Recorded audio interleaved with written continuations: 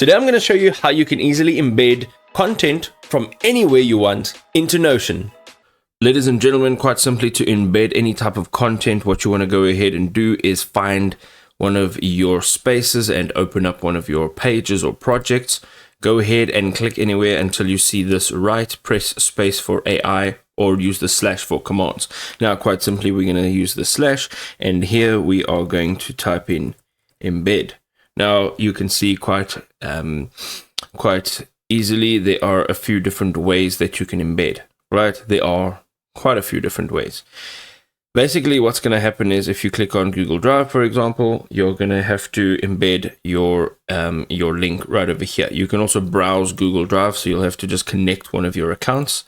So those are the two options there. Let's say, for example, we want to go ahead and embed, let's just say something else. Let's just say PDF, Google Maps, and a bunch of other documents. Here you can paste in your URL, and then you can click on embed link. This will work for quite a few different formats, and then you can also just click on upload. This will allow you to upload from your device. Again, if you want to go here, let's just say one last time, let's say that you want to embed from let's say Miro, you want to embed a board. Go ahead, and here you are going to just add in the board URL and then click on embed Miro.